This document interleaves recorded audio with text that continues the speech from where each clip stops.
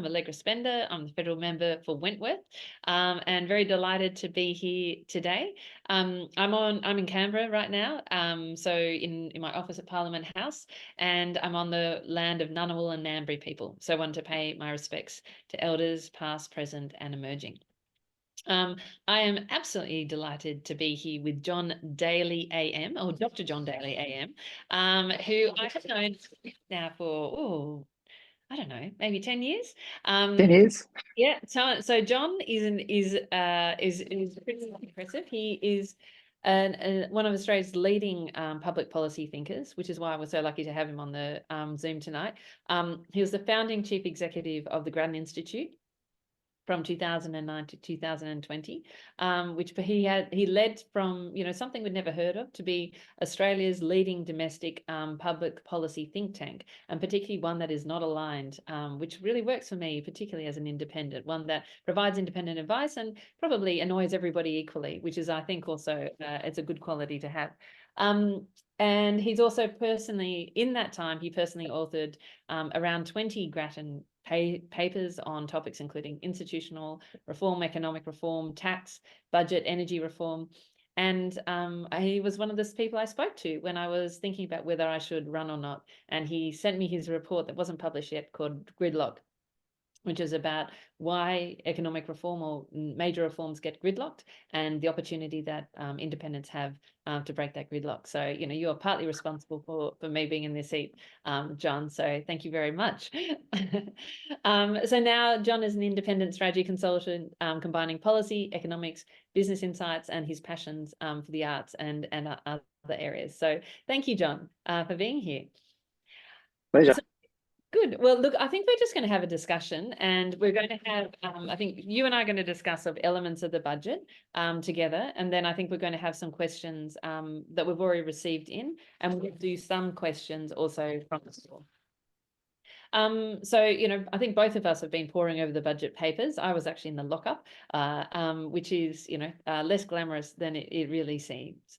Look, I think the budget is a really important is an important moment always in the Parliament. And I think it's actually a very important budget, given where we are, what people are struggling with, what Australia is trying to get a handle on. It's also the third budget for the government.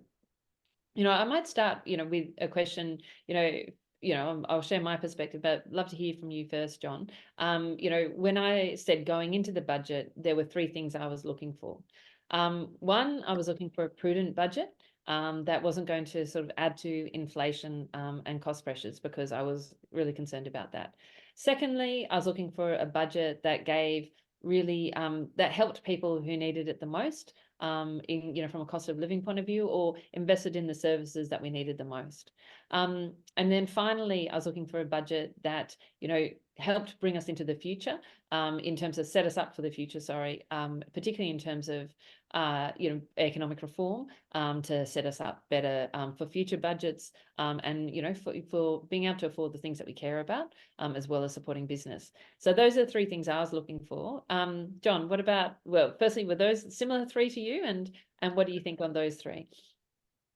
So I think you're right. They're the three things we should have all been looking for, and our attitude to the budget depends on our expectations, I suppose. Like if we're going to dinner, then like 2 from 3 to be okay. Yeah. 1 from 3 is pretty ordinary. If you're kind of trying to win a lottery, then 1 from 3 is pretty good.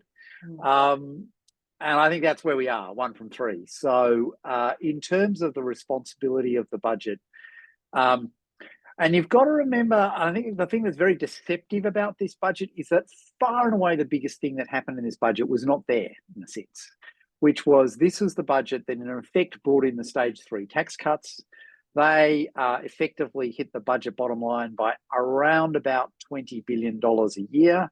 That, as they say, is big enough to care. And that kind of dominates effectively the impact of the budget. The impact of the budget is mostly stage 3 tax cuts and then a few other bits and pieces. And the consequence of that, from a responsibility point of view, is the budget bottom line was going backwards by about $20 odd billion a year as a result of those tax cuts. What the budget then did was that it increased that going backwards with a series of spending measures. There were a few offsetting revenue measures, but they were pretty small in the scheme of things. And the consequence of all of that together was that we went from a budget that was pretty close to being in structural balance to a budget that is now essentially in material budget deficit, structural deficit of around about 1% of GDP. So that's from a responsibility point of view. From a responding to cost of living and basically, sorry.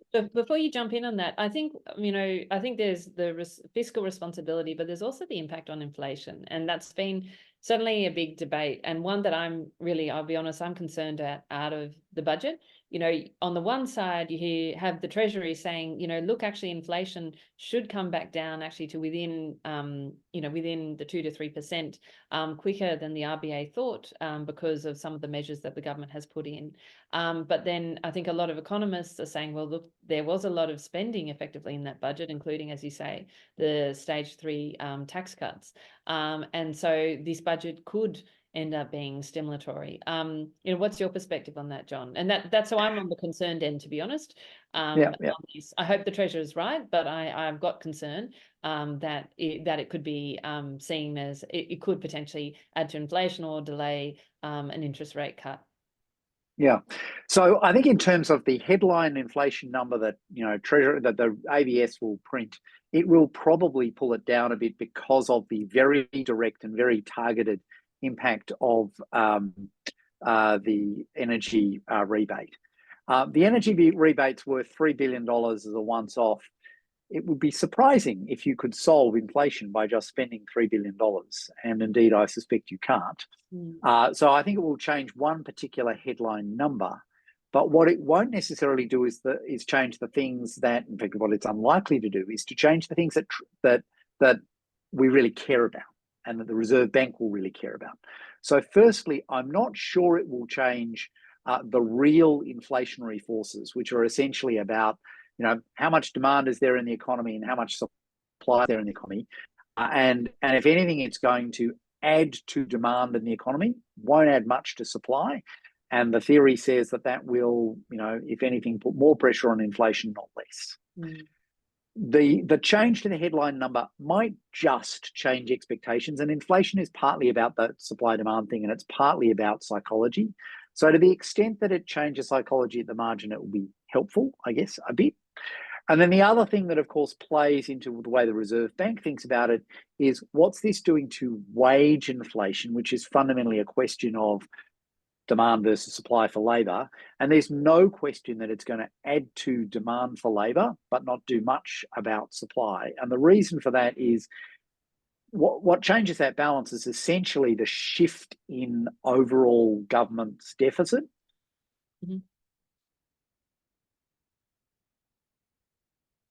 What it's done is add to the budget bottom line by about $30 billion a year, and that's big enough to care.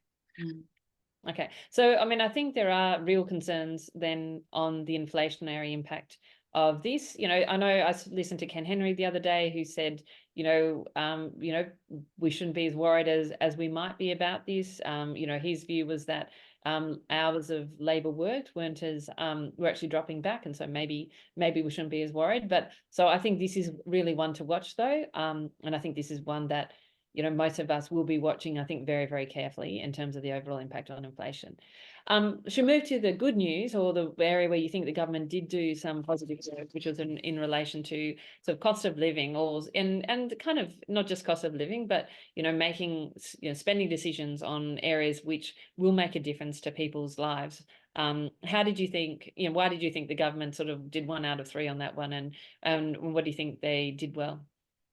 So again, the number one thing here by miles is the stage 3 tax cuts. And it's worth remembering that essentially across the income distribution, pretty much they're worth, varies, but it's roughly speaking 4% of your pre-tax income is what you get as a tax cut. So that means that your post-tax income, depending on exactly what your income is, goes up by, call it 6-7%. That again is big enough to care, like more than big enough to care. And it's actually really unusual because normally we get these kind of income tax cuts, and precisely because they're so expensive, the actual, because it's across the entire population, The actual amount that any household gets is, you know, the typical phrase is sort of milkshake and maybe a sandwich. These are not milkshake and sandwich tax cuts. These are real full-blooded, you know, for many households, thousands of dollars per year. They will make a really big difference, and much more of a difference than anything else. Now, the fuel rebate, no doubt, energy rebate will no doubt help. There's It's $300 a year for those people who haven't been following the budget very carefully. There's stuff around the pharmaceutical benefits in terms of freezing the amount that you are required to co-pay. There's some extra things that go onto the pharmaceutical benefits, but that's frankly a game that government plays pretty much every year. And there's other minor bits and pieces, but you know, I think it's very much the big game is tax cuts. Yeah, and I think, you know, one of the big challenges of this cost of living crisis that we're in, and is that different people are feeling it differently. And so I think another area I think worth a mention is people on Commonwealth rent assistance. There was an increase in Commonwealth rent assistance by 10%. So excluding the inflationary impact, or the inflation sort of increase in Commonwealth rent assistance. So I think that was important. But so there was, as you say, there was some spending that was important. I would also highlight probably there's some spending in domestic violence. So they committed both the money they talked about the other week, which was about $925 million in terms of you know, for people leaving violence to get a $5,000 payment, but also they made a commitment in terms of a greater funding for domestic violence sort of shelters and housing, which I know from talking to a lot of people in the sector is super important. And there was also some money, for instance, $44 million into community legal centres. However, one, the community legal centres were seeking more, but secondly, there wasn't the funding for frontline services, which I know that so many people were looking for. And I think this is the great challenge of this budget, was that, as you say, John, because of the significant tax cut, there wasn't actually that much, you know, room to move. You know, we're nervous about inflation, we're nervous about the impact that can have on the economy, which means that, you know, you've got to look for greater spending cuts or greater ways to save money if you're going to do that. Can we talk briefly about housing before we jump into economic reform? Well, maybe, I mean, housing is part of economic reform, but tell me, what did you think of the budget in relation to housing, and how is the government more broadly, in your mind, doing in relation to housing? Yeah, I was about to say, in terms of cost of living, of course, the biggest thing by miles in terms of what's hurting households in terms of cost of living is the increase in housing costs. Both if you've got a mortgage, you're paying a lot more in interest, and if you haven't got a mortgage and you're renting, you're paying probably a lot more in rent, because rents have gone up much faster than wages and much faster than general inflation. The budget, I mean, the problems we have in housing have taken 20 years to create. Yeah. We have taken a series of decisions or non-decisions over 20 years in policy that have made, essentially gradually created a housing crisis, and it's got worse and worse and worse a year. And now it's really starting to bite. But of course, the problem is that unwinding that is going to take decisions that will have to be taken year after year after year for 20 years. It's not something that you can just wave a wand and make a difference. The shift in international student numbers will make a difference. The bottom line is that housing markets is demand and supply. If you have a substantial increase in the number of people in Australia, but you don't have a substantial increase in the number of houses, then rents go up and housing prices go up. And so if you constrain the net overseas migration, NOM as it's called, so that there are fewer people coming to Australia net over the next year, that will moderate the impact on housing. And the easiest lever to pull there is essentially international students, and that's precisely the lever the government has indicated that it's going to use. So that will help at the margin, and in terms of a kind of like quick hit, that's probably, you know, one of the quickest hits that they've got. But it's not going to it's not a lever that you can kind of keep pulling year after year, and so it's not a long-term fix. Long-term fixes are essentially about changing supply. The Commonwealth has done some things in terms of providing various funds to promote the building of social housing and affordable housing, but in the end, when you actually look at the numbers involved, it's pretty small relative to the total housing supply. and the growth in demand for housing as a result of population growth, quite a large part of which is driven by migration. The things that really will make a difference are state governments essentially making it much easier to build more housing. That usually means that somebody's going to be upset because that's housing that's going to be built next to them. The thing that that the Commonwealth can do that will make the most difference is to essentially, I don't normally put it in quite these terms. No doubt you would not, but maybe someone like me would. Basically, the Commonwealth needs to bribe the states to change planning regulations so that they essentially either force or one way or another bribe councils to increase housing supply, particularly in the places which are reasonably accessible to jobs. That's the thing that will make the most difference.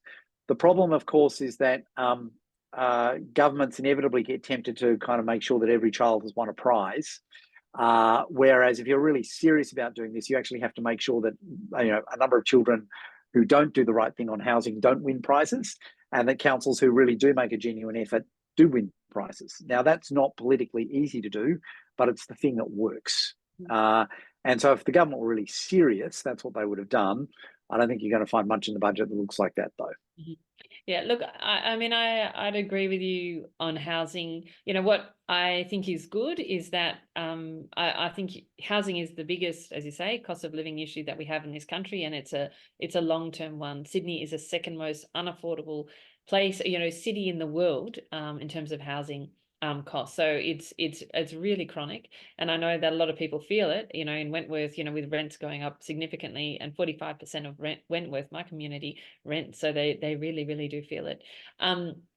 In terms of, I think the right thing that the government did also was to put $1 billion into local infrastructure. This is actually something I've been pushing, because when you talk to sort of state and local government, sometimes they say, well, look, actually, we don't have the roads to support, a new housing development. We don't have the sewage to support a new housing development. We don't have some of that local infrastructure that helps. And that's even true in rural and regional areas. I was talking to Helen Haynes about this, and she was saying, there's a lot of land out there where she's from in Indi in regional Victoria.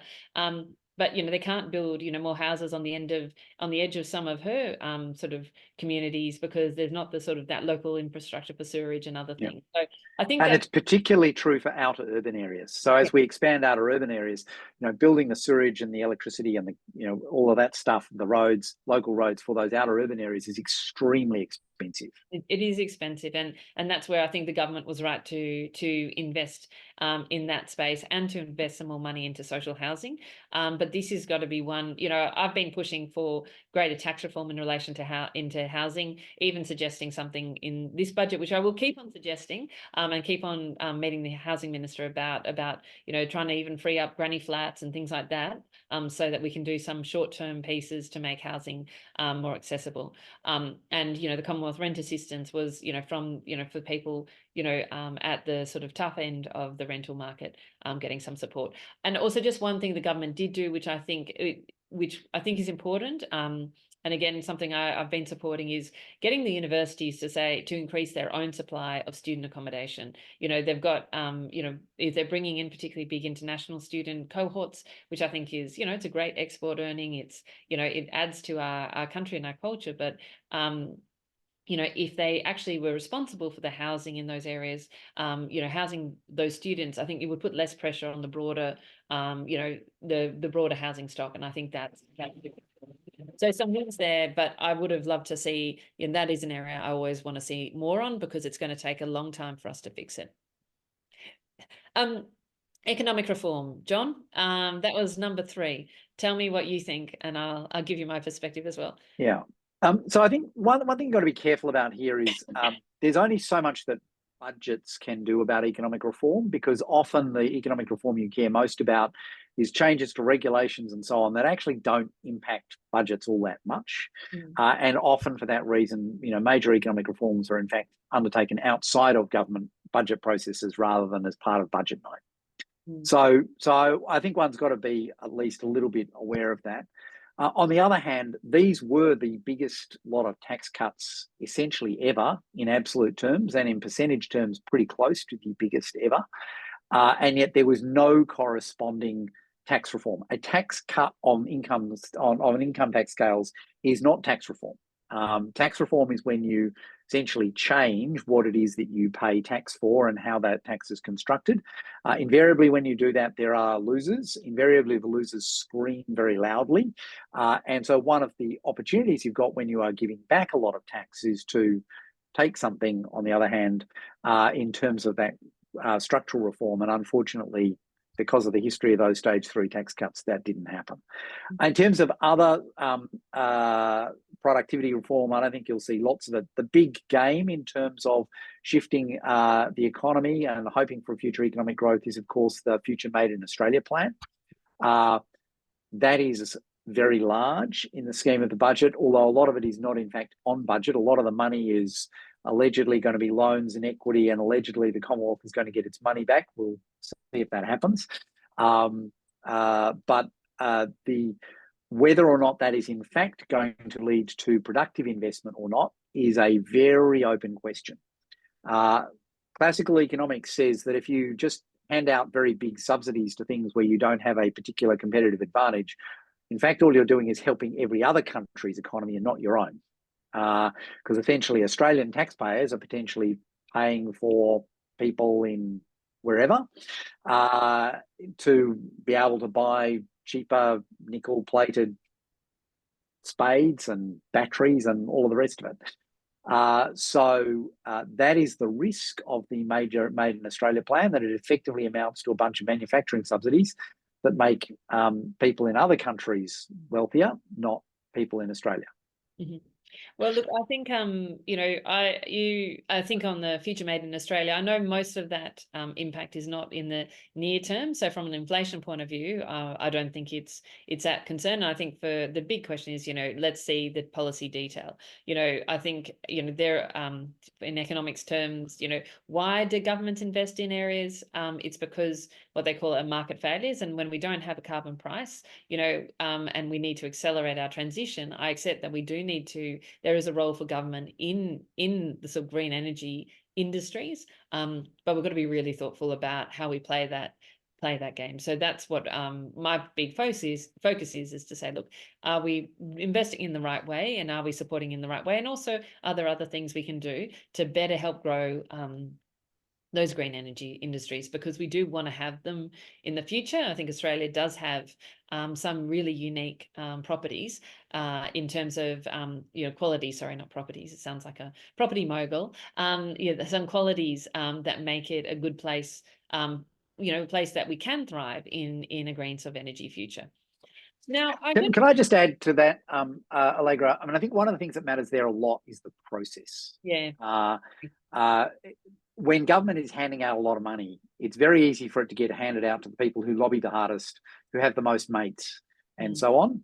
That's obviously been a significant concern in Australian policy over the last, and increasingly so over the last 10 or 15 years, that there is a real concern that policy is being driven by who rather than the strength of your case. And when you massively expand the amount the government's handing out, then you massively expand the scope for that to go very badly wrong. And therefore, I think calling on government to ensure that they've got a really transparent, arm's length, trustworthy process in which you know exactly who the minister has seen and for how long, and have they consulted properly, is going to be really important to ensure that this money is spent well, rather than just becoming an increase in crony capitalism. Yeah, I think you're right. I think those integrity measures, the sort of process, and the arm's length that the government is operating in these measures is super, super important, and one definitely that myself and others on the crossbench I know are already engaging in. I'm going to go to some of our questions, and I know that we've got a sort of comment already which I might answer, but people feel free to put things into the sort of Q&A or the comments box. You're right, no mention of changes to negative gearing and capital gains tax. You're absolutely right. They were not in the budget. And I'll be clear that I think supply is going to be the biggest long-term driver of more housing that is more affordable. and that is really about, private supply, people building, houses and apartments, but that includes social and affordable housing as well. But the tax system plays into it. And, the other tax I would lay into that is we didn't have any reform on stamp duty or incentives for the states to engage in reform on stamp duty, which is another area of tax where it's both not fair, but it's also a really bad tax. To get on my hobby horse for a moment on stamp duty, it's a bad tax because it stops people moving and making choices that they want to because of tax. So some people are like, well, I can't move, from this house here to one closer to work because I'll lose 20, 40, $50,000 worth of that on stamp duty, and I don't have that sort of money just to move. If I'm swapping between the same value house to another value house, it stops people making, I think, the right choices in terms of when they want to move, perhaps when they want to downsize. And the other thing, it's just not very fair, because if you're someone who's lived in one place for a long period of time and basically bought one property, you'll be paying maybe half, a third of the tax of somebody who might live next door but has had to move a couple of times. Maybe they got divorced, maybe they had to move interstate. They'll be paying much more stamp duty than you, and it just doesn't seem like a fair tax from that point of view. So you need the federal government to help the state governments make that reform. And again, it's one that I will keep on pushing on in the work that I'm trying to do in terms of tax reform. Did you have any comments on the sort of housing space and tax in housing that you wanted to add to that, John, in there? Yeah, I mean, look, one of the things we did at Grattan Institute was to try and work out what would be the impact of shifts in capital gains tax and negative gearing. And our guess is that it probably would push housing prices down by about, around about 3% relative to where they would be anyway. Now, bear in mind that, house prices move around by an awful lot more than 3% most years. So what it really means is the impact on house prices just won't be that large. It will shift the balance between investors and homeowners, owner-occupiers. So it will make housing, at the margins, less attractive to investors, more attractive to owner-occupiers. And so we would expect that a shift in the negative gearing capital gains tax regime to have a little bit of an impact on that ratio, but it's not going to be enormous in the scheme of things. And the key determinant of home ownership is essentially who's got the wealth, and it's not going to change that massively. So I think one of the things that people need to bear in mind is, look, it'll help. It's in the right direction if that's what you want to do, but it's not a silver bullet that's going to reduce house prices by 30% and make it all a lot more affordable than it is at the moment. What will do that, and could be in the order of 20 or 30%, is building a lot more housing. And as we've discussed, that requires zoning and other things to change. It is also inherently something that takes a long time to turn around. If you're going to increase the housing stock by 1% a year over and above demand, actually that'd be pretty good. Now, over time, that increases it, over a 10, 15-year period, increases it by 15% relative to demand, and that's enormous. But inherently, it takes 15 years to get there. Yeah, it does. So we've talked about, Helen from Bondi has asked, from Bondi Junction asked, what elements of this budget are inflationary and what implications does it have on the next Reserve Bank's meeting interest rate decision? I think we've really covered that earlier, but we're concerned that it could be inflationary. It really, we should all just be watching very carefully what happens in the next few meetings in terms of what happens in terms of where inflation is actually heading to. So we've talked about housing shortages, which we've already talked about there, but also Alex from Bondi said, has enough been done to help welfare recipients? This is one where I think job seeker, there was some broadening of job seeker in the budget, but there was no lift in job seeker. And again, this is where I would have preferred to see an investment in sort of job seeker, for instance, than areas such as the, $300 for all, all households on energy relief. It's a tight budget. It wouldn't have been a big investment, but I know that people on sort of job seeker are really struggling in particular. John, do you have any comments on that? Yeah, I think that's particularly so when you remember that this is the budget where the tax cuts come in.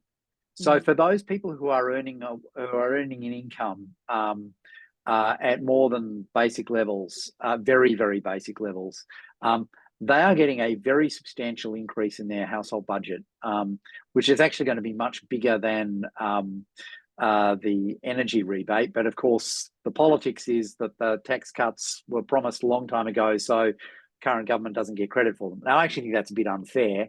The government that wears the paint for them is the one that has to deliver the budget. So it's actually Jim Chalmers and his current government that is essentially wearing the pain for delivering these tax cuts. And I think a government that promises them 10 years in advance should, A, get no credit, and B, should in fact get a debit, because it's simply not responsible to promise tax cuts 10 years in advance. You've got no idea where you're going to be. So those households that are on reasonable incomes, and really anything over $30,000 or $35,000 are going to get a material, which is not a particularly reasonable income, are going to get a material increase as a result of the tax cuts. It's the people lower down than that who are really hurting because of inflation and cost of living, and particularly housing costs. And they've got very little. All they've got out of this budget is the increase in rental assistance. That's definitely helpful, but particularly for the households that are doing it toughest, which are those who are on New Start, this is going to be a tough 12 months, and the budget has not given them a lot. Yeah, I think that's right. I've got from Daniela in Darlinghurst. How did the environment fare in the budget, given the policy announcements Labor made when they come into power? For example, ending extinction requires $1.7 billion annually. Did the budget give any wins to the environment? I might jump in on that one. And maybe John, you feel free to comment. There were some important investments, including establishing the Environmental Protection Australia, which will better enforce current Australian environmental protection laws, and also setting up Environment Information Australia, which will give a better detail on the state of the environment and help accelerate decision making for new projects, including whether that's approvals or rejections. So those are the kind of pieces. And I think I do support, I wish the government had gone faster on the, Environmental Protection, Biodiversity Conservation Act reforms. But the funding for these two institutions, I think, are really important, because I do have concerns that, for instance, use of offsets or protections that people commit to, when they're getting approval to do something, they're just not being adhered to in some cases. And I think, the first point has to be, we've got to stop doing harm, particularly where we've promised that we're not going to harm. So I think that is really important. And I think also the Environmental Information Australia, I think, will help us better map our environment and then understand and prioritise areas which we know we need to really, not touch, and as well as areas where, there isn't the same sort of uniqueness and care. So, I think there is, there's also some money to strengthen environmental approvals and community consultation for renewable projects. But the truth is, I think there wasn't really new money to address biodiversity lots, and nothing, not a lot of new money on our oceans or marine wildlife. So from that point of view, we know we're not making the investments that we need to. And look, from Virginia in Queen's Park, what do you think an alternative or better way to address cost of living should have been? What's your perspective on that one? Yeah, look, it's tough. I mean, the government had a kind of magic wand called cost of living that have waived it by now. So if you look at what are the underlying problems here, the underlying problems are inflation has gone up, and that even when wages do keep up with inflation, which often they don't, and Australia, not atypically over the last couple of years, wages did not keep up. Even if they do, then people's perceptions are often that their cost of living is going backwards, because the things that they notice are often high profile and going backwards on them. In addition to that, as we've discussed, we've had this big housing shift, and that's really hurt. Probably the biggest thing that government could have done in that circumstance is a general tax cut, which is effectively what they've done. Whether it ideally, given their overall budgetary situation, needed to be quite as big as it is, different question. But they have in fact done the thing that probably is going to make the biggest single difference in the short run. And in the long run, the thing that'll make the biggest difference is essentially around housing affordability. And we're back to that zoning question we've talked about, which is inherently not a quick fix, but it is the important fix.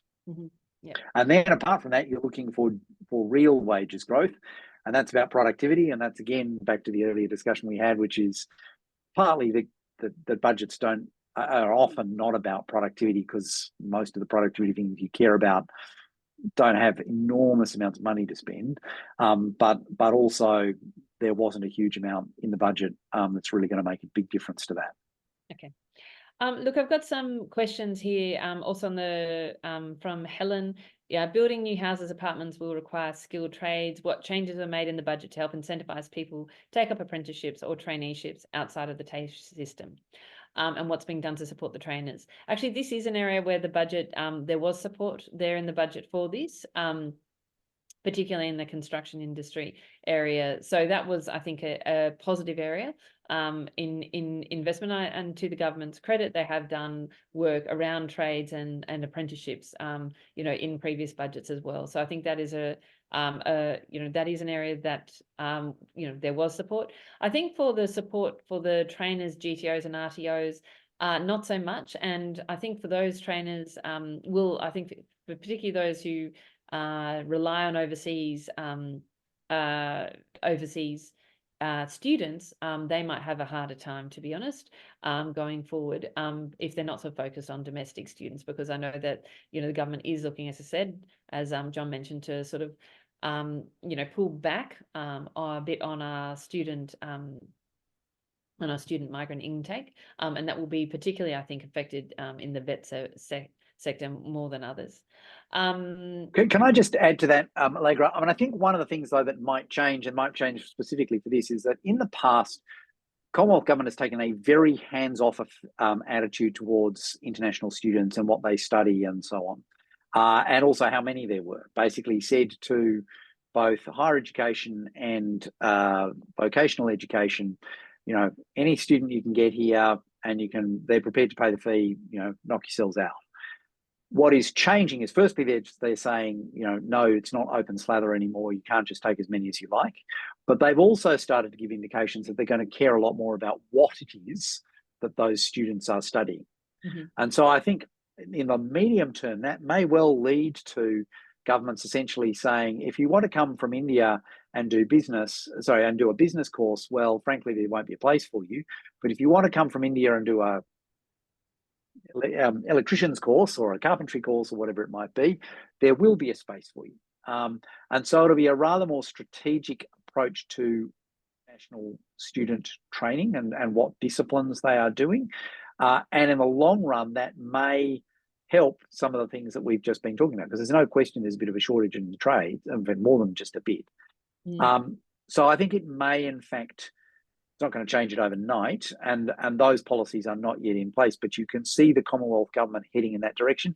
And Australia is not Robinson Crusoe on this. So I was reading something the other day, the Canadian government, very similar problems in terms of international students, very similar concerns about the overall total level of migration and the impact on housing, and starting to care about, well, what exactly are the international students studying, and can we push them into studying things that are actually going to help the needs of the host country, as well as the particular training organisation in terms of getting them an extra student. Yeah. I just want to add something to the question, which was, you know, construction trades. And I think, you know, an area that does concern me, and actually an area where I believe the government didn't have to spend as much as it did spend in this budget, is on sort of big infrastructure. You know, I talked really positively about, you know, sewers and local roads and things like that, but the government also spent, you know, many billions, and, you know, and there's a big pipeline of sort of major infrastructure projects, including things like, you know, money towards the suburban rail loop in Victoria and other areas. Now, I think the government should have pulled back, sort of delayed or rethought more of those programs, partly because of, you know, it's a big pull for, you know, building resources and skilled trades. And this is a time where I feel like we need every skilled trade to be focused on housing. And if we're sort of, you know, putting pressure on building supplies, that's actually going to drive up building supply costs. And again, that drives up costs of building housing and, makes it less attractive for people to build housing right now. So that is an area where I wish the government hadn't spent as much as they did. I think it's been the wrong choice. I think it was the wrong choice last budget as well. I think until we get housing really, we'd start to make real progress in here. I don't think there's a single thing that is more important to the country right now and to our overall sort of economic health than housing and building housing, basically. Then I'm going to go to two sort of last questions. One was about, was there any more money to improve aged care and home care for seniors? And the answer of that is actually yes. There was significant money in aged care, including home care packages. And also, I think something that I know a lot of people will care about, there was also funding for the aged care wage increase. For aged care workers. Now, areas like aged care and also childcare are really struggling to attract the people that they need into the sector because they have relatively low wages, particularly to compare to areas like construction, where the wages are really significantly different. And these are also women. These industries are really dominated by women. So the areas where women is part of the gender pay gap is, as women go into feminized areas, they're often less well paid than other areas. So there was support both for aged care, for implementing the Royal Commission, for increased home care packages, but also for the staff in aged care, which I think were pretty good. John, did you have anything you want to add to that? No, I think it seems to be heading in the right direction for aged care. Again, this is an area that it's a substantial part of the Commonwealth's spending. It's one where inherently there is long-term pressure on the budget.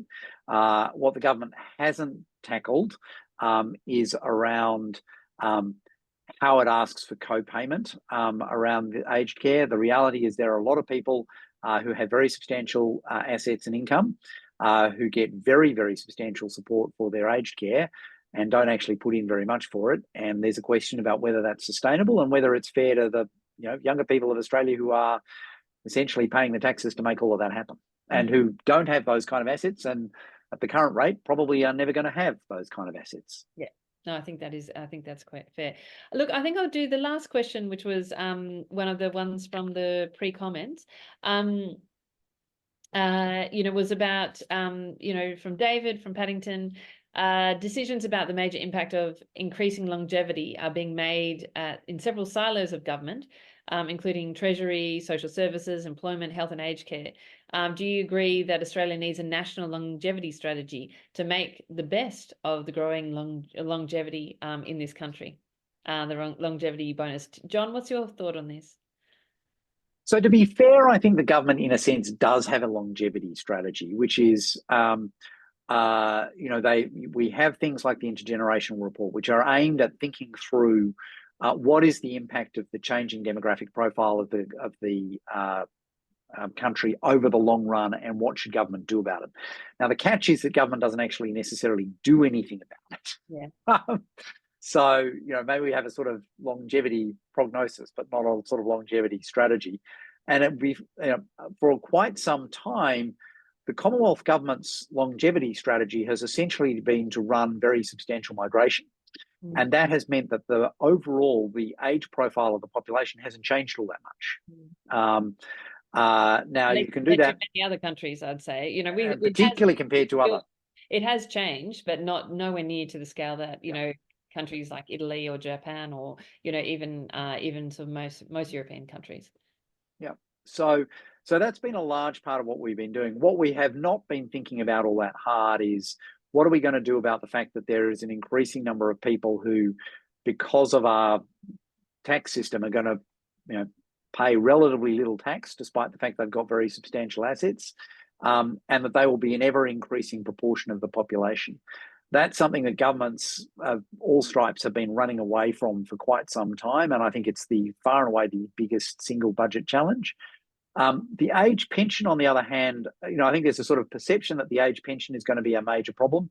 Actually, all of the projections are that the age pension is going to be quite manageable, essentially because super is gradually cutting in, and also the taper rates. There's a subtle non-indexation of one of the taper caps, which means that essentially more people will get less age pension than they used to very gradually over time.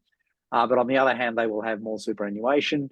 And so the age pension part of the budget is expected to be sustainable as far as the eye can see. The aged care, rather less so for the reasons we've just been talking about, essentially because not enough people who are in a position to contribute are going to be asked to contribute as much as they can. But the big problem is the increasing number of people paying little or no tax at all. And that's just not sustainable from a budgetary perspective. And that is something we're going to have a long, hard look at. Yeah. So yes. So I think I would agree with you, John, in the sense that we have a longevity problem statement, but we don't have a longevity, solution statement. And I think that is, a lot of what, David's getting at, as well as saying, it's a benefit to us, to be honest, to have people living longer. It's a wonderful quality of this country. But do we have, policy settings right, in terms of inclusion in work and other areas, to make that work better for us? I am going to answer the last question, which is, comment on rent caps, the Greens. John, do you want to go into that one? You can go and I'll give my opinion. So look, very shortly, rent caps are terrific for anyone who is a renter right now. They are really, really, really bad for anybody who's going to become a renter tomorrow. Because what they do is essentially massively dissuade people from becoming landlords and from offering properties for rent. And the consequence of that is that you wind up with a massive rental crisis for anyone who isn't renting already. They just can't get a property. So if you look at the history of what has happened with rent caps around the world, not surprisingly, anybody who's already got a property, happy days. But otherwise, essentially the rental supply dries up. And it's very, very bad news for anyone who's not in a property already. And you make the underlying problem worse because you lead to less supply. Demand, of course, doesn't change. And as we know, when demand doesn't change and supply gets worse, then essentially the price of everything that's not capped goes up very fast.